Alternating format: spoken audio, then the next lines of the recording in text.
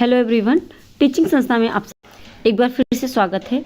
और जितने भी क्लासेस हमने दी हैं वो अगर आपने नहीं देखी प्लीज़ जाकर देख लीजिएगा सारी क्लासेस, ठीक है ना। आज का जो टॉपिक रहने वाला है ये टॉपिक है बिहार का भूगोल, ठीक है ना। बिहार के भूगोल में हम बिहार की स्थिति देखेंगे कि कहाँ पर है बिहार और कितने डिग्री अक्षांश और देशांतर इससे गुजरती हैं, ठीक है ना। ये देखेंगे। उसके बाद हम बिहार की झीलें और जो है झरने देखेंगे, ठीक है ना। झीलें देखेंगे और नदियाँ देखेंगे, ठीक है।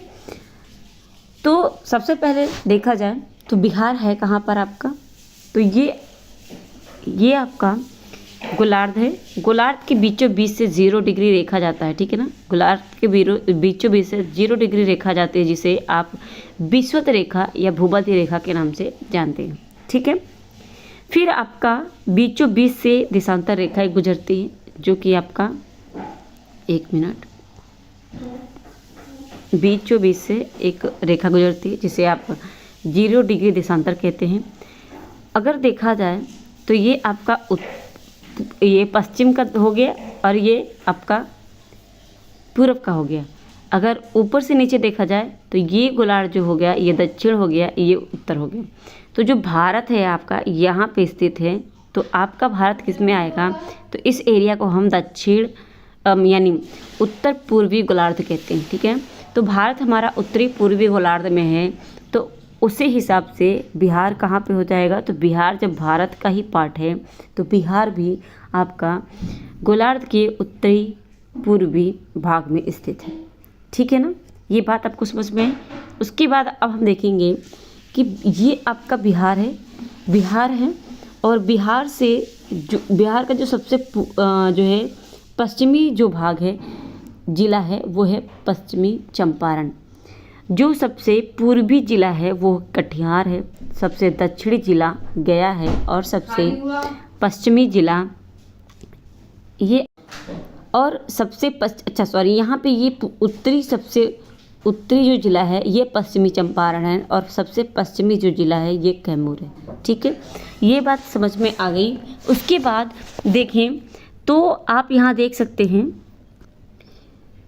ये क्या है, बिहार की सबसे पश्चिमी जो देशांतर है, पूर्वी देशांतर, वो कितना से शुरू हुआ है, 83 डिग्री 19 मिनट पूर्वी देशांतर से लेके 88 डिग्री 17 मिनट पूर्वी देशांतर तक। ये क्या है आपका बिहार का जो है आप स्थिति है, ठीक है ना।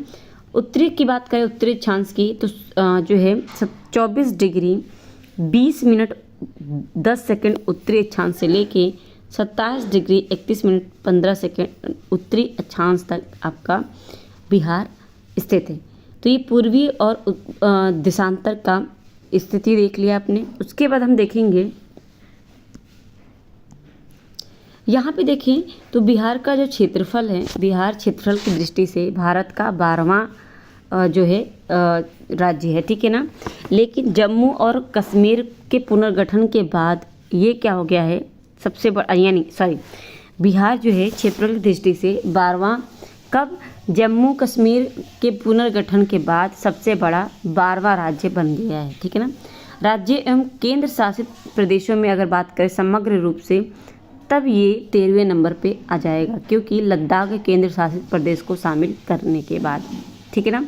तो अगर लद्दाख के केंद्र शासित प्रदेश को शामिल करते हैं तो बिहार 13वें नंबर पे है, और अगर लद्दाख को शामिल नहीं करते हैं तो ये 12वें नंबर पे है। इस बात को ध्यान में रखेंगे, ठीक है।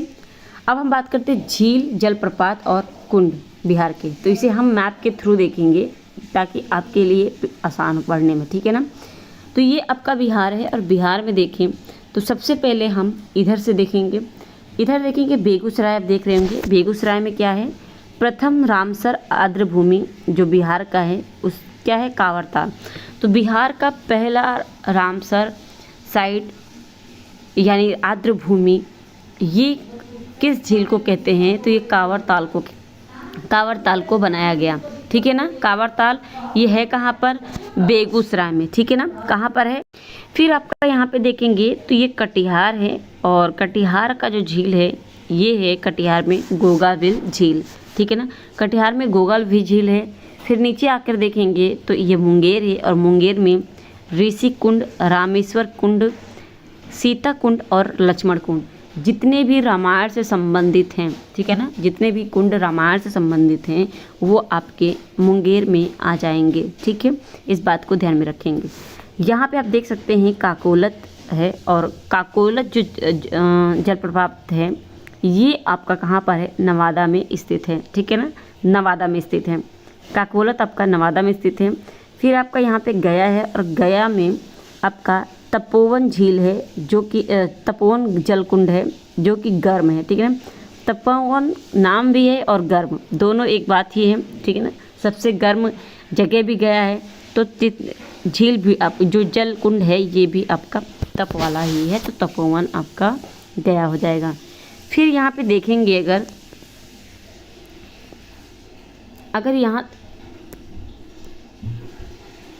यहाँ देखिए तो यहाँ पे रोहतास है, और रोहतास में तूतला प्रपात सासाराम में है, मंझर कुंड, धुआं कुंड और कशिश जलप्रपात, ये सभी के सभी आपके कहाँ पर हैं, ये सभी के सभी रोहतास में स्थित हैं, ठीक है ना।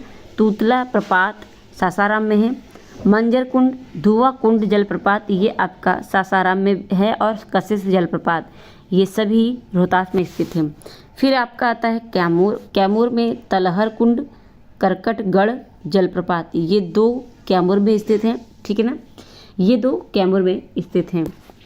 उसके बाद आता है नालंदा, ठीक है ना। नालंदा में जितने भी आपके ब्रह्मा कुंड हो गया, सूर्य कुंड, मखदूम कुंड, घोड़ा कटोरा और पोंडू पोखर, ये सभी के सभी आपके ब्रह्मा में ये सभी आपके राजगीर में स्थित हैं। ये क्या हो रहा है, 1 मिनट। ये सभी आपके कहाँ पे स्थित हैं, तो नालंदा में स्थित हैं।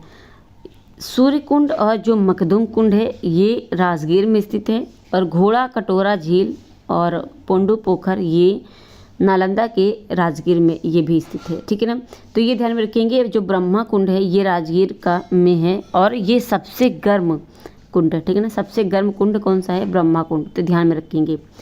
फिर हम आते हैं ऊपर वैशाली में। वैशाली का एक झील है बरैल झील, ये आपसे पूछता है कि बरैल झील कहाँ पे है, तो ये वैशाली में है, ठीक है ना, इसे ध्यान में रखेंगे। ये हो गया आपका सारे कुंड और झील जलप्रपात, ठीक है ना। अब इस तरह मैपिंग से आपको याद रहेगा, ठीक है, कि कैसे करना है, ठीक है ना, याद हो जाएगा आपको। अब हम बात करते हैं यहाँ पे तेलर कुंड। तेलर कुंड आपका कहाँ पे, कैमूर में है। कैमूर में कहाँ, दुर्गावती नदी के समीप 80 मीटर, ठीक है ना। करकटगढ़ ये कैमूर के चैनपुर में उत्तर प्रदेश सीमा के निकट कैमूर पर्वत श्रृंखला पर स्थित है, ठीक है ना। तो ये तेलहर कुंड और करकटगढ़ ये कैमूर में स्थित है। अब देखेंगे बिहार की नदी परियोजना, ठीक है ना। बिहार की नदी परियोजना की बात करूं,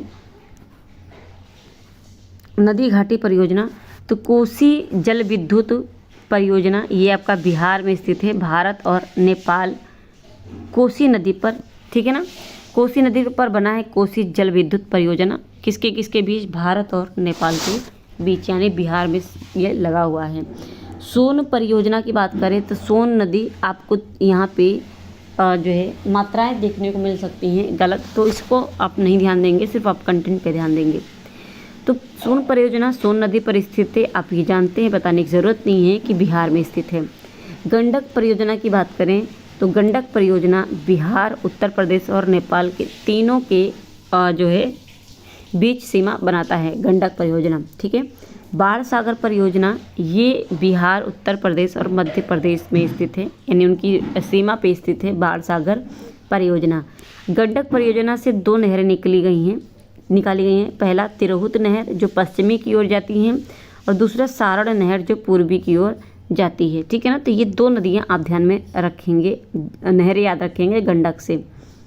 फिर सोन परियोजना, ये सोन परियोजना बिहार का पहला बृहत सिंचाई परियोजना है, ठीक है ना। कहाँ पर स्थित है, सोन परियोजना का निर्माण 1874 ईस्वी में डेहरी के पास बारून नामक स्थान पर बांध बनाकर किया गया था। सोन नदी किससे भी 2 जल विद्युत परियोजना है। सोन नदी पर कौन कौन से? डेहरी जल विद्युत केंद्र जो कि 6.6 मेगावाट का जो है उत्पादन करता है, और बारून जल विद्युत केंद्र ये आपका 3.3 मेगावाट। ठीक है, इतना है, तो ये ध्यान में रखेंगे। अन्य इसकी जो नहरें हैं वो देखेंगे। अन्य नहरें की बात करें, ढाका नहर ये आपका पूर्वी चंपारण में है। तेउर नहर पूर्वी चंपारण में है। कमला नहर दरभंगा और मधुबनी के बीच में कमला नहर आता है। ठीक है ना। और जमुना नहर ये आपका जहानाबाद में है। सकरी नहर ये गया और मुंगेर में स्थित है। ठीक है ना, गया और मुंगेर में। नेपाल के भीमनगर में अगर बात करें तो कोसी जो है ये बैराज का निर्माण किया गया है। तो नेपाल के भीमनगर में कोसी बैराज का निर्माण किया गया है। कब? 1959 से 1963 तक इसमें जो है नेपाल के भीमनगर में कोसी बैराज का निर्माण किया गया। नोट करके देखेंगे तो बिहार में बाढ़ की बात करें तो बाढ़ यहाँ पे काफ़ी है।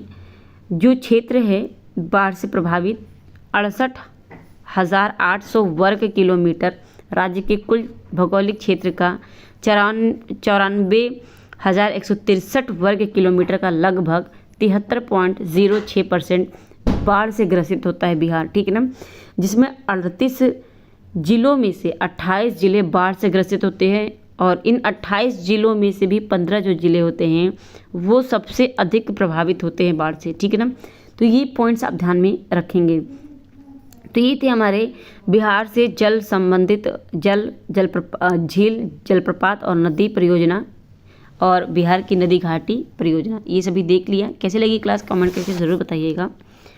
और अभी तक चैनल को सब्सक्राइब नहीं किया, चैनल को सब्सक्राइब कर लीजिए, बेल आइकन प्रेस कर लीजिए, ताकि ऐसे ही क्लास आपको मिलती रहे टाइम से, ताकि आप अपने एग्ज़ाम में बेस्ट कर सकें।